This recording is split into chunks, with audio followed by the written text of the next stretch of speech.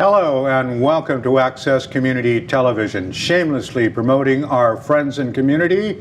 My name is Sid Tan, and we have one of our favorite friends with us here today in the studio, Jim Wong-Chu. Welcome to the show, Jim.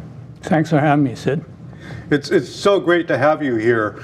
For those that are out there that don't know, Jim Wong-Chu is a published poet, the co-editor of 4 anthologies of Chinese Canadian writing or Asian Canadian writing, among other things, as co-founder of the Asian Canadian Writers Workshop, Rice Paper Magazine, and also the Literasian Festival of Pacific Rim Asian Canadian Writing and Vancouver Asian Heritage Month. And my question is a very simple one, Jim. How do you find the time to do all this, and what inspires you to do it? No inspiration there, Sid. I think a lot of it is just youthful indiscretion, you know, things that you don't think about. But in those days, we were just a bunch of young guys sitting around, Sky Lee, Paul Yee, many of us, belly aching in Chinatown, sitting in the cafe and asking questions. What if? Why is it the way it is? What if? And of course, the question goes to why not? And then after a while, you realize that it's on you. If you don't make a stab at it, nothing will happen. So I think that's how we got started in all this stuff. We were none of the basic. I didn't even write those days. And it was during that time that we just literally learned everything from scratch. However, you know, there's a saying. They say that, you know, knowledge sets you free. So I tell you, that's not true, because knowledge actually enslaved you. Because as I got deeper into the history of the Chinese Canadians and so on, I realized what happened. And that it was all these, you know, unkind legislations, racist kind of bylaws and stuff that created the circumstances where we were at. And I think that once you get angry, but the other thing is that you're forced to reckon with it.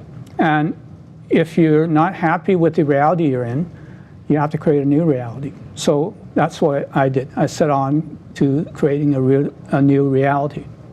And that's where the cultural engineering comes from. That's right. And you have been doing a remarkable job. I've known you for over 3 decades.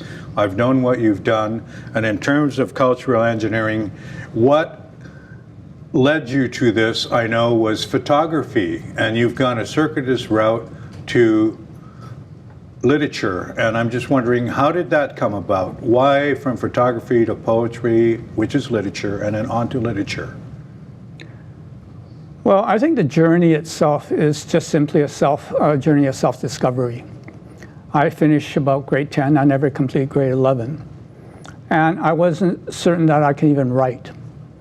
And I think photography was the first thing that I felt I can grasp onto, because I used to work in a Chinese cafe, and photography and, you know, making prints and stuff is almost like cooking.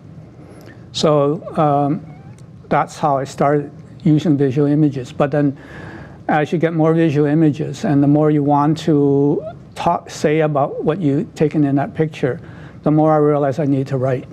So that's when I went into UBC and learned to write. You got into it in a big way, and basically, amongst other things that you've been doing, you have just had a photography exhibit at Center Ray recently, which I attended. It was tremendous seeing all the writers and young people that are coming on. And I'm just wondering, what is in the foreground? What is coming up for you in terms of what you're going to be doing? I know that you just recently retired from your day job. What are you putting yourself into these days? Well, we recently completed a project for the province of British Columbia. It's going to be a book on the Chinese in British Columbia. And it is a book that I think the tentative title is Go Mountain Dreams. But it is a book about the Chinese Canadian experience in British Columbia that is from the point of view of us, the Chinese that are involved with it. Because up to now, most of the books are usually about from a third person or an academic perspective. So that would be really unique. We are doing, launching the latest anthology, which is called Alliteration, and it's the 20th anniversary of Rice Bear magazine, so we actually put together a compilation of the best of the 20 years of Rice Paper's writings that were in the magazine. So that will be probably launched in Asian Heritage Month this year. Tell us about this literation. Who are some of the authors that are in it from the long list of people that have written for Rice Paper? It's everybody. Right? Everybody that's probably acknowledged. But the thing that's unique is that it's writing that they wrote specifically for the magazine, and it's probably never been seen outside of it. You have people like Evelyn Lau, Fred Wah, Sky Lee, Jolly Kagawa, Terry Watada. There's numerous names, and a lot of names that people may not have known about, but we felt that they were treasures, so we include them in this edition. And so you've been an observer and an active participant in Chinatown for a long time. I noticed that the young people now are starting getting involved. How do you feel about that? Very quickly, we have to go. Well, I think the young people that are now is akin to the young people that we were back in the 70s. We were the young people.